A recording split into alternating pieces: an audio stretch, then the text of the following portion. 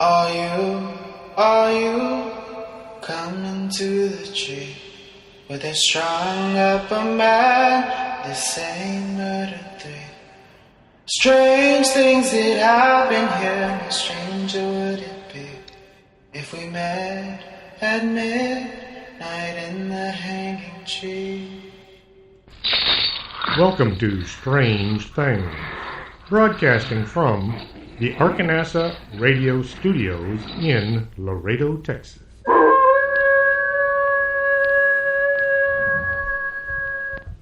And welcome to the show. I'm your host, Chris James. It just wouldn't be podcasting without having a few dozen bizarre gremlins show up and change things. It used to be, back during World War II, gremlins were these creatures that would manifest themselves inside airplanes and do all kinds of nasty, horrible, crazy things. Anything that the pilots and the crew couldn't explain was blamed on gremlins. Well, apparently the gremlins have gotten tired of attacking airplanes, and now they've moved into computers and soundboards. Like I said, it just wouldn't be a show without all kinds of weird problems.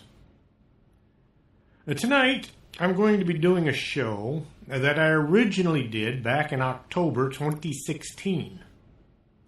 For unknown reasons, it never made it into the archives. As I was cleaning out some old shows to make room for new ones, I found the file, but it wasn't listed as being available, so I'm redoing it. The strange things that happened back in the past. Back in the 19th century, there were a set of bizarre occurrences that still to this day have not been explained. The name Jack is like Jack the Ripper or Jack the Giant Killer. It was a form of address to someone you weren't familiar with. Today we would use the term dude or man or hey you. But back then they would say Jack to anyone that they were not familiar with, any stranger that they were talking to or about. Well, the Jack we're going to be talking about usually attacked women, but he did have a few run-ins with men. Back in 1837, Polly Adams and two other women were outside the Blackheath Fair. An oddly dressed man came up to them and suddenly he tried to rip Polly's blouse off. Now this would be strange behavior for today, but back in 1837 it was just downright unheard of. He snatched the blouse off of Adams, leaving long painful scratches on her body, before bounding away into the darkness. Adams described her assailant as devil-like, and his eyes protruded from his face. The women with her described him as being tall, thin, and he was dressed in shiny, tight-fitting clothes. His black gloves had iron-tipped fingers. This was 146 years before the movie A Nightmare on Elm Street was to come out. The women said he made a horrible laughing sound, literally bouncing from foot to foot as he hurried away. In 1838, Sir John Cowan, the Lord Mayor, publicized the attack on Polly Adams as well as other reported assaults. He was suddenly besieged by letters from citizens who had suffered similar incidents, but they'd been too afraid to make them public. Kind of like UFO sightings today, back then, people didn't want to report uncivilized behavior. No idea why. Vigilante groups were formed to try to apprehend this attacker, but he was too fast for them. They said he came leaping over hedgerows and walls in his flight to evade them. Authorities believed the assailant was some kind of a specially made boots with springs in the heels to give him such abilities. Some folks went as far as to try building such devices, but they always found that they didn't work. But the name stuck, and everybody began to refer to him as Springheel Jack. After many months, the attacks ended. The matter was dropped. It was believed the attacker had grown tired of his transgressions and moved on to other misdeeds. Later that same year, Lucy Scales and her sister were walking home along a London street. Jack jumped out of the shadows and he spat blue flames in her face, temporarily blinding her. He then retreated into the darkness. When the press got wind of this, it became the front page news. It's not every day somebody gets attacked by a fire-breathing human.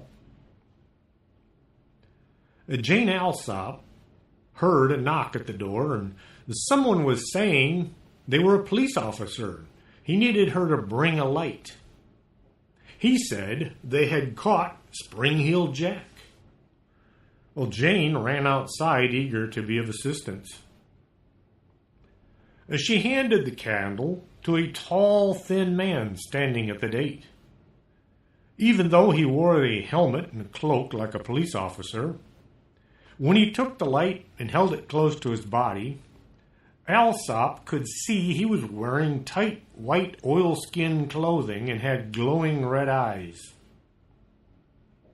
He spat blue flames at her, then pinned her head under one arm. He began to tear at her face and neck. He tore her clothing with cold claws. Alsop's sister, hearing screaming, ran to her aid. She managed to get Jane away from the fiend and drag her sister back into the house, slamming and locking the door. Well, Springheel Jack lurked outside the door and began beating on it several times, trying to get in. When the real authorities arrived, Springheel Jack easily eluded them. He ran away with what his pursuers said was an elongated stride, and he was able to leap over hedges and fences that the pursuers had to scramble to get around. The chase was one-sided, and he slipped away into the darkness. The pursuers noted the assailant had dropped his cloak as he ran. When the police returned to the scene of the attack, the cloak was gone. Perhaps picked up by an accomplice who also got away, or some lowlife simply wanted it for themselves. For the rest of that year, witnesses reported seeing Jack leaping from rooftop to rooftop, and he was even seen climbing a church steeple. Springheel Jack tried the same trick he pulled on Jane Alsop, but this time the servant refused to open the door, and she called for help instead. Jack left that house without doing any damage. The following year had no reports of Springheel Jack sightings. It looked as if he'd gone away for good. But this was not the case. Soon, a report would come in of someone spotting the bouncy attacker in the streets or leaping across the rooftops. 1843, a wave of Jack attacks occurred all over England, and the most serious being in 1845. Mary Davis, a 13-year-old prostitute, was plying her trade in the street when she was accosted by Springheel Jack.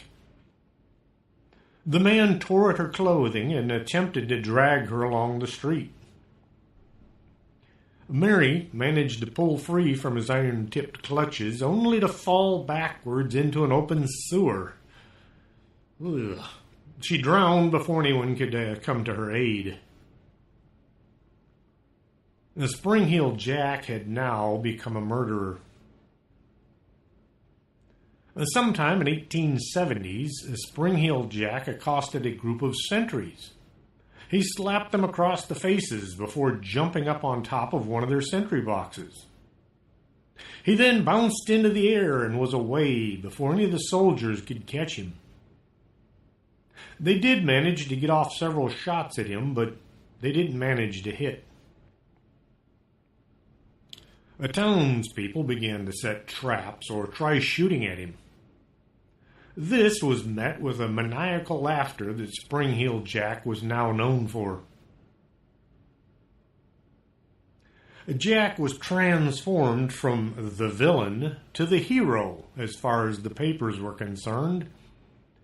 The writers of the time turned this nasty piece of work into the hero of several books. The Springheel Jack would emerge from the darkness just in time to save the defenseless young maiden or to right some wrong. Never mind the fact he was a murderer and had assaulted numerous women. Anything to sell their writings. He became so popular that the market was flooded with what was known as penny dreadfuls, which exaggerated and distorted what facts were available to the writers. They fabricated anything that they couldn't find. His story was even mixed into that of Jack the Ripper. Jack the Ripper didn't come on the scene until 1888. A penny dreadful was a cheap novel, usually written by somebody with little or no writing experience, and read by folks who couldn't afford decent books. I hate to compare them to today's graphic novels. About the only thing they had in common were they had illustrations. Although the penny dreadfuls had really bad artwork to go along with their dreadful writing. Somehow, the Springheel Jack was able to visit the United States while still terrorizing London. In 1880, Jack was reported in Louisville, Kentucky. He was described as tall, having pointed ears, a long nose, long pointy fingers. He was dressed in a cape with a helmet and a shiny uniform. He accosted women, tearing at their clothing, and he emitted flames from a blue light on his chest. Someone or something that looked exactly like Springheel Jack would show up in London, speeding about with his bouncing gait, and then vanish only to reappear in the United States. Between 1938 and 1945, Jack made dozens of appearances in the Cape Cod area of Massachusetts.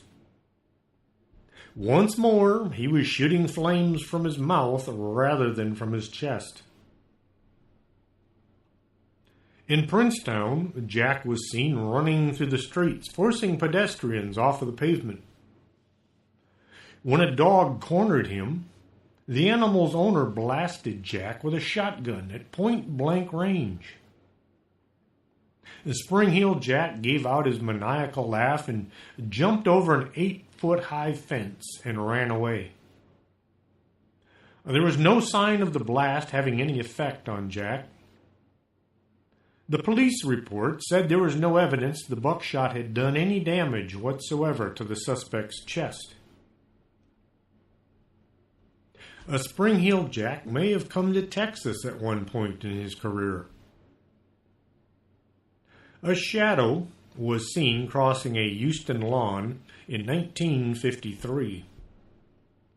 The three people watched as the shape of a man bounced up into a pecan tree. They described the man as either having wings or he was wearing tight, shiny clothing with a cape. He was tall and he was surrounded by light. A moment later, he just melted into the darkness. They said they heard a swooshing sound passing over their heads, and they saw a bright torpedo-like object as it shot away into the night. During the 1970s, the Jack returned to both England and the U.S.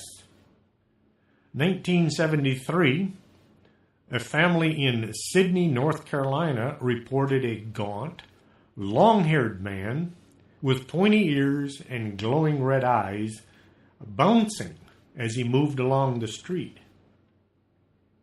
They estimated each step to be about 50 or 60 feet. That's about the length of a normal house. When compared to Springheel Jack, the similarities outweighed the differences. In 1979, more than a dozen residents of Plano, Texas, saw a creature described as nearly 10 feet tall, with pointed ears crossing a football field in just a few strides, like those taken by an astronaut on the moon. The springing gait was reminiscent of Springheel Jack's locomotion. Back in Sheffield, residents of Artercliffe began to complain about a red-eyed prowler. The attacker would grab at women, ripping at their clothing. Any he men encountered would receive a sound thrashing. Other witnesses saw him bounding along rooftops, making jumps impossible for normal human. He was also seen walking down the sides of walls. As before, a group of policemen chased and nearly trapped him. The suspect was able to leap away and he vanished into thin air. Nothing was reported for a long time until 1986. A former British Army officer named Marshall was in South Herefordshire riding his bicycle along a quiet country road near the Welsh border. Movement in the field drew his attention. The former officer was astonished to see a man leaping over hedgerows in a single bound. The jumping man reached the road and proceeded to slap Marshall hard enough to knock him to the ground, and he left a red handprint on his face, which was visible for several hours. The most recent record of Springheel Jack-type creature comes from an elementary school in West Surrey. Only the children saw him. They described the man as having black, shiny skin, and he had red glowing eyes. He was wearing a funny, all-in-one-piece white suit with what looked like badges or patches on it. They also said he could run as fast as a car and would approach dark-haired children telling them, "I want you." To this day, there are reports of oddly dressed men able to outrun cars who show up and causing trouble only to vanish without a trace.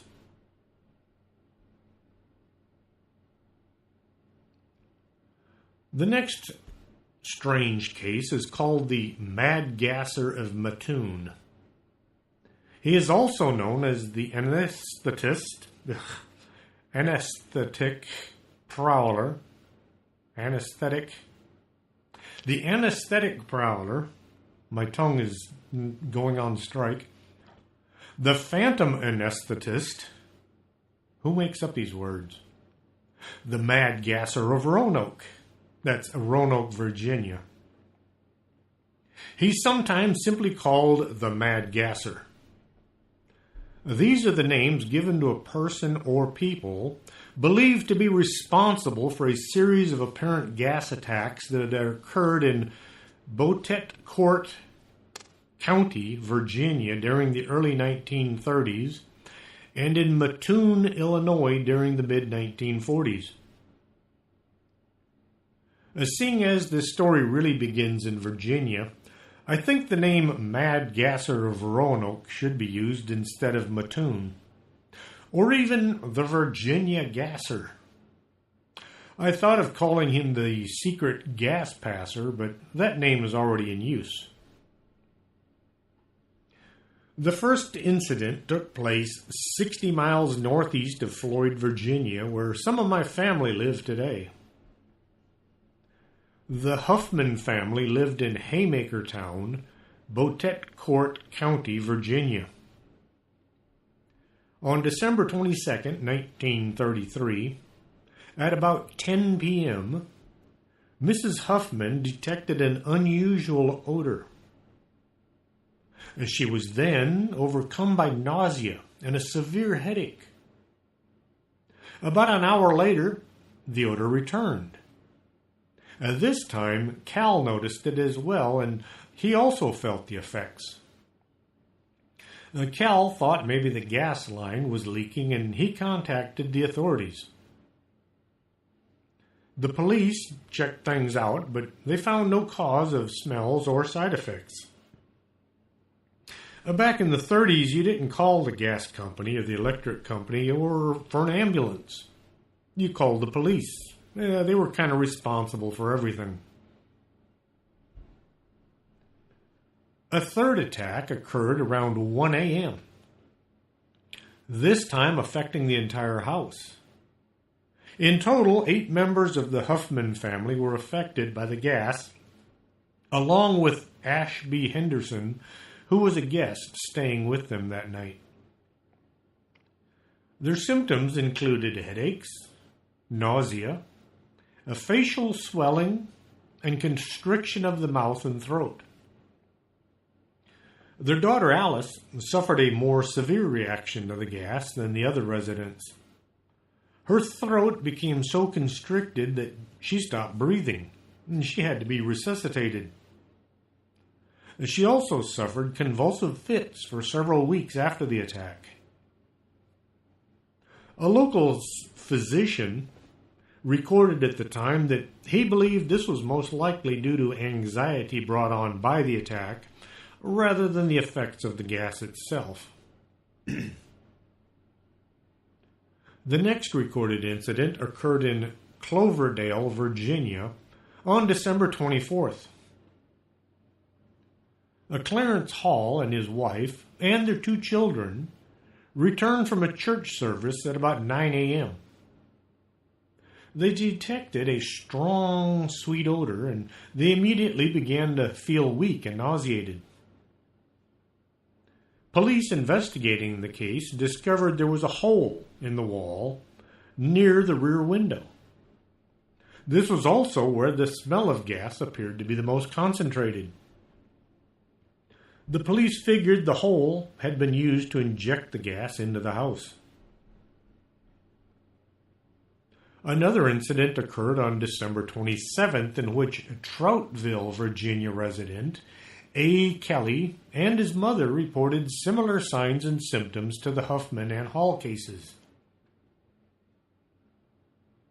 A 5th and 6th incident occurred on January 10th when Mrs. Moore, a guest in the home of Haymakertown resident Homer Hilton, reported hearing voices outside before the gas was injected into the room through a damaged window. Later that same night, a gassing was reported in Troutville at the home of a G. Kinsey. There were no reports of anyone seen lurking around in the areas of the incidents, but the smell and the symptoms were all the same. The police did look into all these cases, but nothing in the way of evidence was ever found. They didn't have any such thing as CSI units. About all the police could do was walk around and look for anything that looked out of the ordinary. The smell of gas was soon dissipated, leaving only questions behind. The second spat of Mad Gasser incidents occurred in Matoon, Illinois. It began in late August 1944. The attacks continued for several weeks. The first of the 1944 Gasser incidents occurred at the home on Grant Avenue. August 31st, 1944. Urbane Rafe was awakened during the early hours of the morning by a strange odor. He felt nauseated and weak, and he suffered from a fit of vomiting. Suspecting that he was suffering from domestic gas poisoning, Rafe's wife was going to check the kitchen stove to see if maybe there was a problem with the pilot light. As she discovered, she was partially paralyzed and unable to get out of bed. Later that night, a similar incident was also reported by a young mother living close by.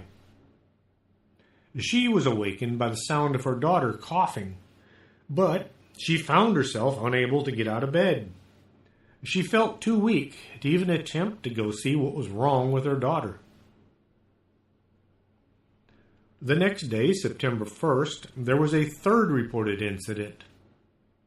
A Mrs. Kearney of Marshall Avenue, Matoon, reported smelling a strong, sweet odor about 11 p.m. At first, she dismissed the smell, believing it to be from flowers outside the window. But the odor soon became stronger, and she began to lose feeling in her legs. Mrs. Kearney panicked, and she called for her sister, Mrs. Reedy, who was in the house at the time. With so many men off fighting in the war, it was common practice for families to move in together for support and comfort. Mrs. Reedy also noticed the odor and determined it was coming from the direction of the bedroom window, which was open at the time. This was before air conditioning. The police were contacted, but they didn't find any evidence of a prowler.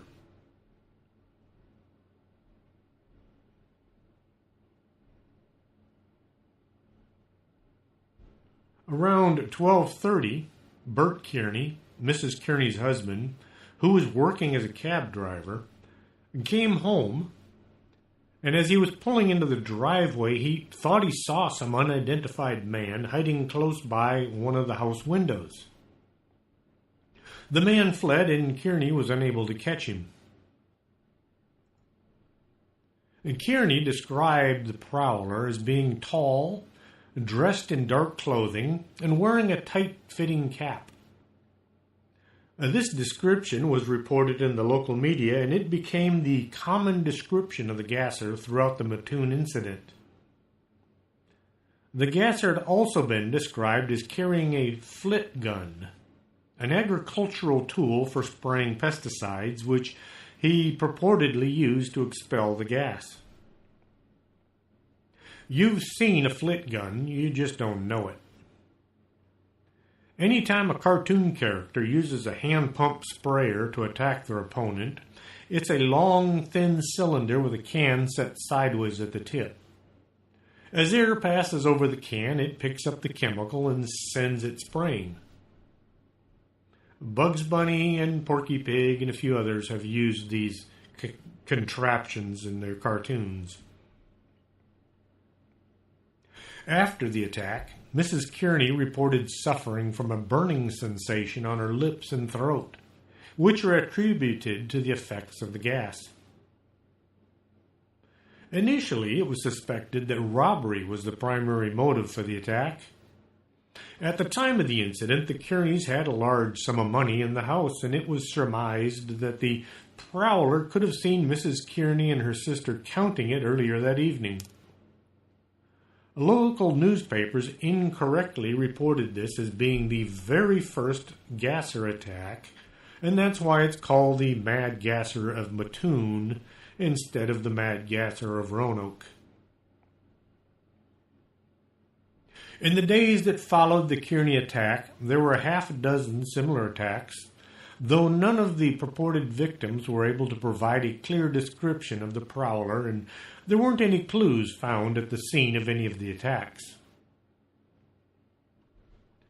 The first real evidence was found on the night of September 5th when Carl and Beulah Cordes returned home around 10 p.m. They lived on North 21st Street. After spending a few minutes in the house, they noticed a piece of white cloth, just a little larger than a man's handkerchief, sitting on their porch next to the screen door. Beulah picked up the cloth and sniffed it. As soon as she inhaled, she became violently ill. She described the effect as being similar to an electric shock. Her face quickly began to swell. She experienced a burning sensation in her mouth and throat, and she began to vomit. As with the other victims, she also reported feeling weak and experiencing partial paralysis of her legs. Beulah thought that the cloth had been left on the porch in order to knock out the family dog, which usually slept there. This would have enabled the prowler to gain access to the house without anybody noticing.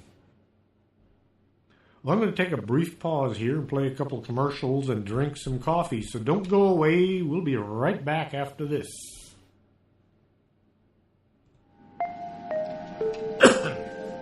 You're listening to Arkanasa Radio.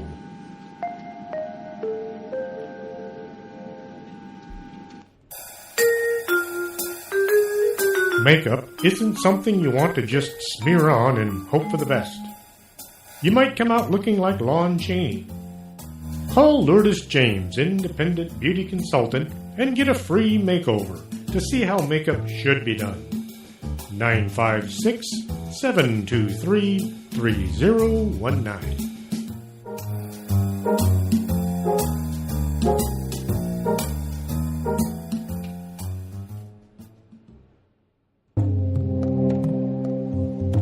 Back in 1776, someone said, "Give me coffee or give me death." And if that's how you feel, you should be at the Organic Man Coffee Truck. They make coffee the right way, one delicious cup at a time. 4501 McPherson, Suite number 9. Coffee, the stuff dreams are made of.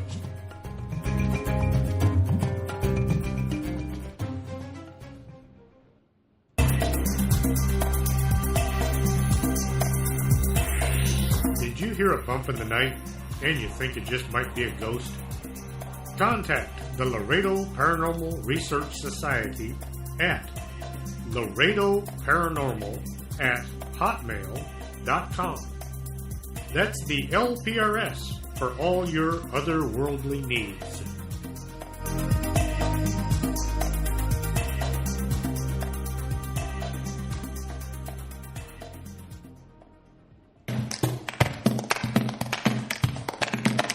Did you go out UFO hunting and couldn't focus on the sky? Swing on by Del Norte Optical, 107 Calle Del Norte, right across from the Embassy Suites. Now, that's not a weather balloon, that's a flying saucer.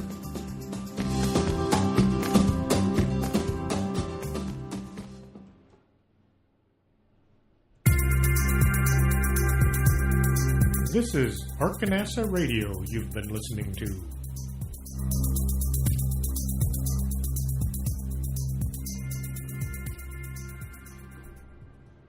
Okay, and I've just lost my notes. Give me a second while I pull them back up here.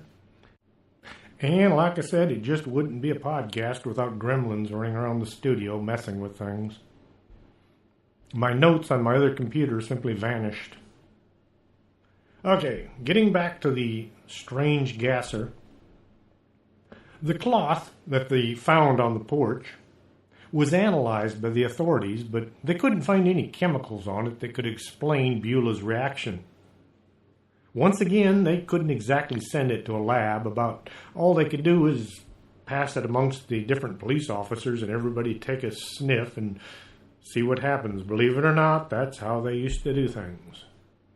If you watch any old police shows, and you'll see them when they find a bag of cocaine, they'll cut a little hole in the bag and put a small amount on their tongue. Yeah, not a very bright thing to do, but that's how things used to be done. In addition to the cloth that Beulah had found, they found a skeleton key. It was described as looking well used. It was found on the sidewalk next door to their house. Back in the 40s, a lot of homes had very similar locking mechanisms. The skeleton key was long and thin, with a squared-off flange at the end. A lot of homes used the same or very similar keys in order to gain access. Just about anybody could have picked one of these locks. You could go to the hardware store and buy several skeleton keys, and sure enough, one or two of them would work on your door. The same night, a second incident was reported. This time on North 13th Street, at the home of Mrs. Leonard Burrell. She reported seeing a stranger break in through her bedroom window, and then he tried to gas her. The public concern over the gassings quickly rose, and then the FBI became involved. The local police issued a statement calling on residents to avoid lingering outside residential areas and warning that groups set up to patrol for gassers should be disbanded for reasons of public safety. Chief of Police Cole also warned concerned citizens to exercise due restraint when carrying or discharging firearms. During this period, there were also an increase in physical evidence of attacks being reported, ranging from footprints being discovered underneath windows to cuts being found in window screens. By September 12th, local police had received so many false alarms, mostly from citizens believing they smelled gas or that they had seen a prowler, that they reduced the priority afforded to the gasser reports, and they announced that the entire incident was likely the result of explainable occurrences exacerbated by public fears and signs of anxiety felt by women while local men were away. In other words, the whole town was nuts. World War II was still raging, and it did cause a lot of unease. Some reports could be written off as nerves, but not all of them. After the police announcement, gasser reports began to decline. The only incident of any real note was the case of Bertha Birch, who claimed she saw a gasser who was actually a woman dressed as a man. Back in the 40s, there was a vast distinction in dress. Amelia Earhart was considered quite odd since she wore trousers. I remember a long time ago, women's pants had a zipper on the side instead of in the middle. That way you could easily tell that they were for women and not for men. There were other differences too, but that's the one that sticks out in my mind the most. Bertha thought she'd seen the gasser lingering in her neighborhood. And back then, neighbors knew each other. You didn't just come and go from home without speaking to those living around you. Most travel was by foot, and so you knew who belonged around you. September 12th, the Chief of Police Cole told a press conference that odors and symptoms reported may have been the result of pollutants or toxic waste released by nearby industrial plants. And he speculated that carbon tetrachloride or trichloroethylene, both of which have a sweet odor and can induce symptoms similar to those reported by purported gasser victims, may have been the substance released.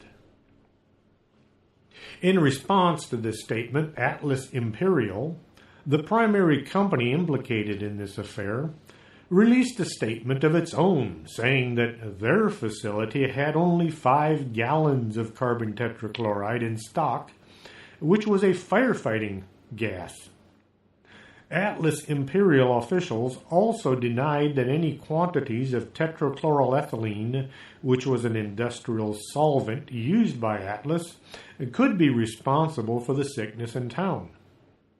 They said it would have taken significant quantities of the chemical to sicken the townspeople, and that factory workers would have experienced similar symptoms long before anybody outside the factory was affected. At the time of the gassings, the Atlas plant had been certified as safe by the State Department of Health. After analyzing events, some researchers have concluded that at least some of the gasser incidents were the work of an actual attacker who carried out a series of gassings as reported by the witnesses. Who could have done or gone about the country pumping unknown gas into people's homes? The list of bizarre actions on the part of multiple people over the years is long and varied. Perhaps the gasser was hoping for an effect that never happened, so he quit. Or perhaps he was doing his deed as a means of seeing how quickly the stories of the gassings would spread, or how long it would take for authorities to try to squash them. The reports of gassings dried up after the coal incident. The possibility of people imagining sightings or misinterpreting what they saw is very real, but it doesn't eliminate all of the cases. The first several occurrences are by far the hardest for anyone to explain.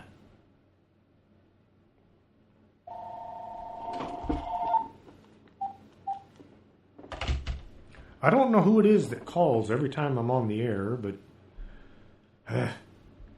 it's an annoyance. Probably that prince from Ethiopia wanting to send me that $6 million again. Next, we go to the island of Barbados. Just north of Venezuela is the small island of Barbados. The graveyard of Christ Church near Ostend Bay, Barbados, was the scene of a string of mysterious events early in the 19th century. Events that even today remain unexplained. The Chase family tomb was racked by bizarre occurrences. The family was already well known for having some bizarre activity, so their tomb was just one more thing in a long list. Early in the 1800s, Colonel Chase purchased a large crypt in Christ Church Cemetery. The first Chase family member buried in the tomb was the youngest of the family, Mary Chase, as she was placed in the tomb inside a heavy metal casket in February 1808. Wood tended to rot away, so rich folks, in an effort to maintain the bodies of their dearly departed, used lead to build rot-proof caskets. In July 1812, the teenage daughter, Dorcas Chase, managed to starve herself to death. Strange form of anorexia. There's a name you don't find in use too often. Some say she killed herself due to cruelties of her father, or perhaps it was just teenage angst. She was placed in the family crypt as well. Colonel Chase died in August of the same year. There are reports that he just may have killed himself. His body was placed in the tomb in a metal coffin so heavy that it took half of the mourners just to carry it. When they got to the tomb and opened it, they noticed that Mary's coffin had moved from its original spot and was standing on its head near the corner of the tomb. Suspecting some kind of mischief by somebody on the island, they righted the casket and made sure that the heavy stone door of the tomb was sealed extra tight. Two burials in 1816 again found coffins inexplicably moved from their original positions.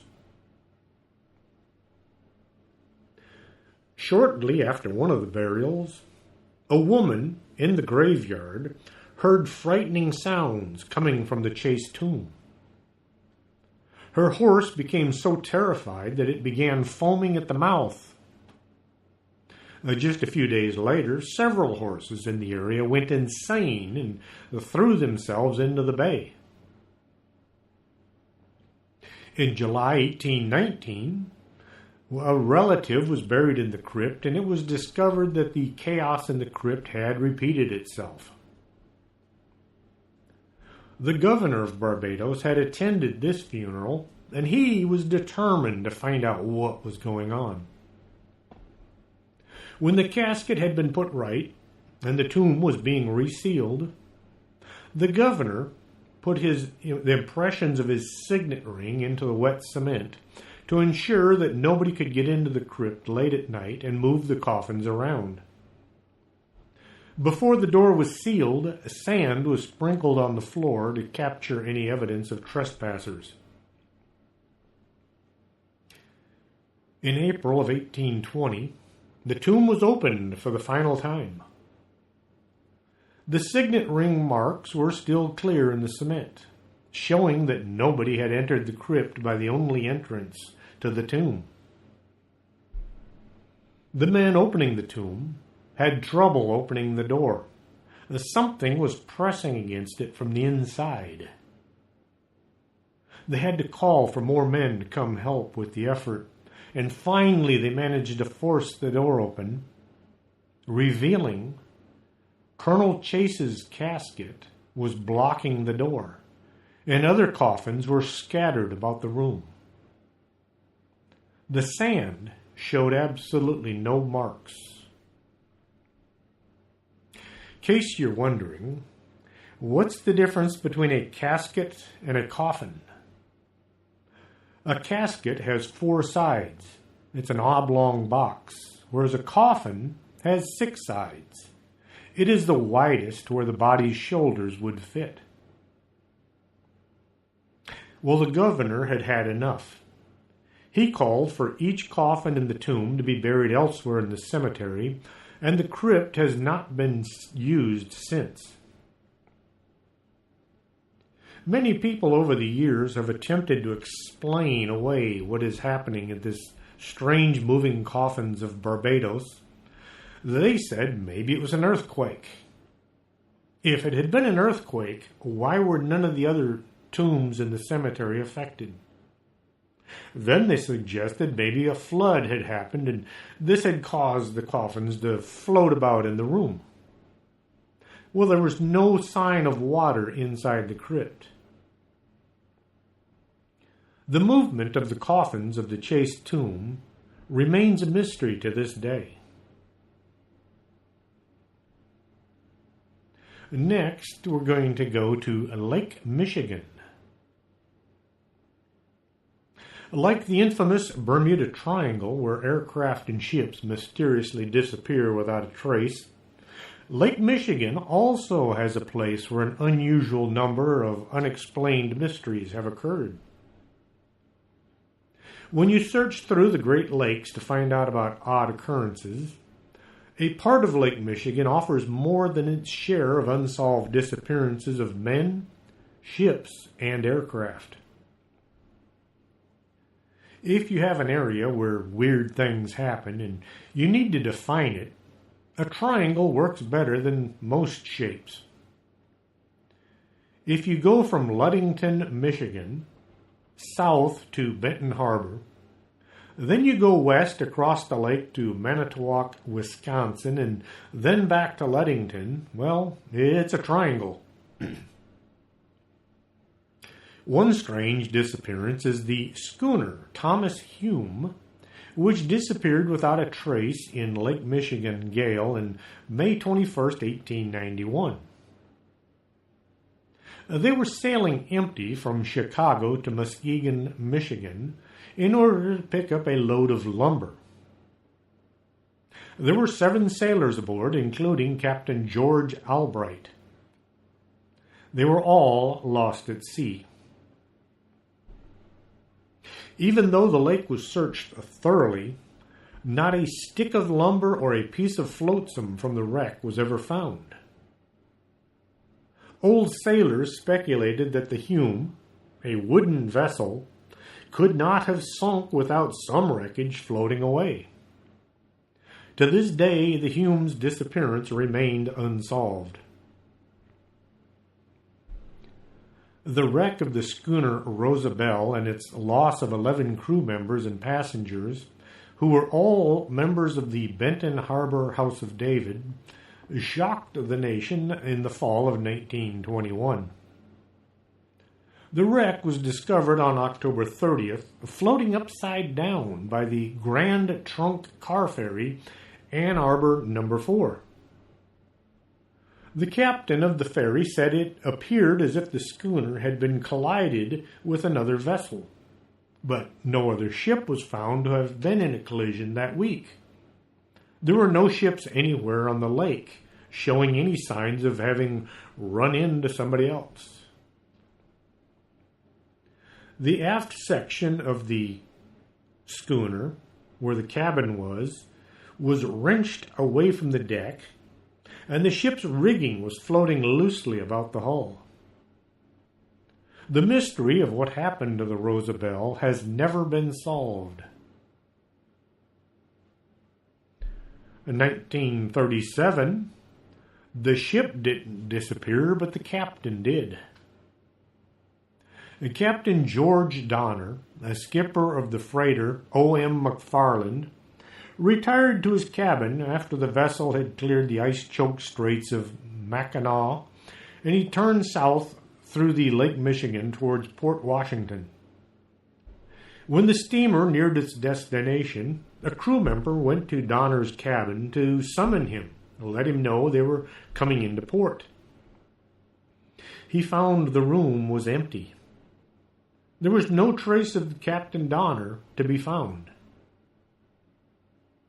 Oddly enough, the cabin door had been locked from the inside. The portal was too small to have exited through. At least one aircraft, Northwest Airlines Flight 2501, flying from New York to Minneapolis, also went missing over Lake Michigan in that same area. The 4-engine DC-4 had 58 occupants aboard when it vanished shortly before midnight. It was last recorded flying over Battle Creek at 3,500 feet. The only trace ever found of the plane was a blanket with the airline's logo on it, which was recovered by the Coast Guard. No sign of any other part of the plane has ever been found. Then there's the story of the St. Albans, a steamer that was abandoned by its crew as it began to sink off of Milwaukee on January 30th, 1881. In February, fishermen began telling stories about a ghostly steamship that was floating about without a crew near Fox Island. There was no sign of life on board, and there was no smoke coming from its stack. A search of the lake that spring failed to find any trace of the lost ship. No wreckage was ever found, and the ghost ship was never seen again. In the evening, November 26, 1919, the people in southeastern Michigan, northern Indiana, and northeast Illinois, along with the southeastern corner of Wisconsin, all witnessed a brilliant light in the sky over southern Lake Michigan. They said 2 large balls of fire fell from the sky and into the lake, exploding on impact. This was followed by a deep and prolonged rumbling and a shaking of the earth. Many thought they'd witnessed a large meteor that broke up as it entered the Earth's atmosphere, Several UFO sightings had been reported in the area, and some believed that it might have been a flying disc that had crashed as well. Next, we go to southern Texas. The 1800s, Texas was a wild and lawless place, attracting all manner of thieves, murderers, and other ruthless outlaws. An outlaw is somebody who has been legally declared outside the law. This means they've already been found guilty, and all that needs doing was find them and have the hanging. To combat the desperados, the Texas Rangers were formed. The Rangers were the law, and they had the authority to do whatever needed doing in order to keep Texas safe. The Texas Rangers, a roving posse of expert gunmen, were not men that you wanted to mess with. They would follow their adversaries everywhere. They pretty much lived out of the saddle, and they often dispensed justice in a brutal and quick manner. Two of these men were Creed Taylor and William Alexander Anderson Bigfoot Wallace. Too many names. Who was himself a folk hero. Just look up Bigfoot Wallace. You'll find lots of bizarre stories about the man. Well, it was Bigfoot, along with Creed's blessing, who unwittingly created El Muerto. In 1850, a man known simply as Vidal was busy rustling cattle all over South Texas, and soon he had a high price on his head, wanted dead or alive. During that summer, Vidal took advantage of a Comanche raid which had pulled most of the men northwards in order to fight off the attacks. In the meantime, the sparse settlements were temporarily left unguarded. Vidal, along with 3 of his henchmen, wasted no time taking advantage of the situation, and they gathered up a considerable number of horses on the San Antonio River and then headed southwest towards Mexico. What Vidal didn't know was that among the stolen herd were several prize Mustangs that belonged to Texas Ranger Creed Taylor. Creed's ranch lay west of San Antonio and in the thickest of the bandit territory, not far from the headwaters of the Nueces River. Due to the location of the ranch, Taylor's livestock and horses were often targets of the bandits. Well, Taylor had enough, and he quickly gathered fellow ranger Bigfoot Wallace, as well as a nearby rancher by the name of Flores. Both Wallace and Taylor were as skilled as any Comanche when it came to tracking, and the 3 men soon found the trail of Vidal and his henchmen. When the 3 men found the outlaw camp, they waited until night, when the bandits were asleep, before launching their attack. And catching the outlaws unaware, the thieves were all quickly killed. Well, just killing them wasn't enough.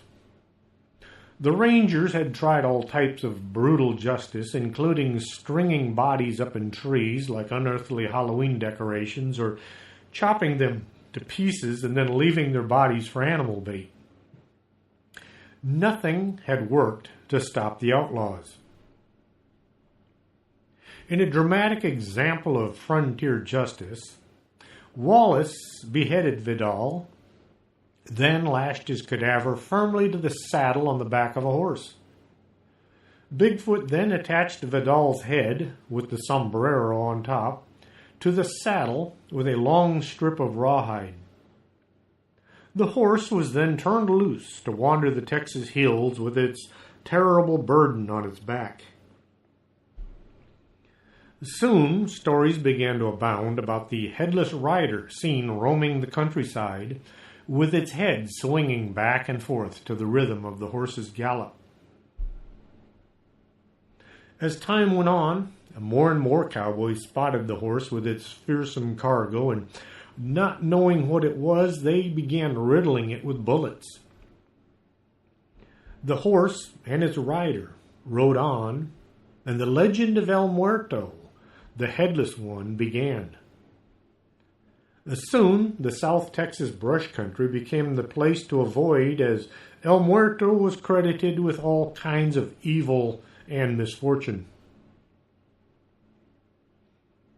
One day, a group of local ranchers captured the horse at a watering hole near the tiny community of Ben Bolt, which is just south of Alice, Texas. Still strapped firmly on its back was the dried-up corpse of Vidal, now riddled with hundreds of bullet holes and bristling with dozens of arrows. The body was buried in an unmarked grave near Ben Bolt, and the horse was set free, rid of its burden at last. This should have been the end of El Muerto, but the legend would live on to this day. Soon after Vidal's body was laid to rest, the soldiers at Fort Ing, which is today Uvalde, began to see the headless rider. The rider would go galloping across the brushland as if intent on reaching some unknown destination. The travelers and ranchers in what was formerly known as No Man's Land, this was the area from the Nueces River to the Rio Grande, since both Mexico and Texas claimed it, also reported continuing to see the apparition. It was always late at night. The headless horseman would go streaking by with only the sound of its hoofbeats disturbing the still night air. 1917. A couple traveling by covered wagon to San Diego, Texas, camped for the night outside of town. They reported the next day that as they sat by the campfire, a large gray stallion sped by with a headless man shouting, "It's mine, it's all mine." How it was able to yell is unsure, since the head was hanging from the saddle. Another sighting of the headless rider was reported near Freer, Texas in 1969. The legend lives on, and still today many people report seeing the headless rider galloping through the mesquite on clear, moonlit nights in South Texas. All of these stories are fading from our lives. There are so many famous creatures and legends out there that these lesser-known stories are becoming lost to history. I thought it'd be a good idea to try to keep them alive. I hope you enjoyed this show from the past.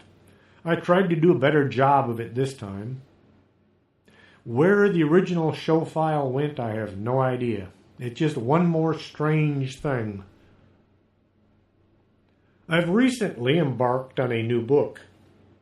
It's based on paranormal sightings at Fort McIntosh.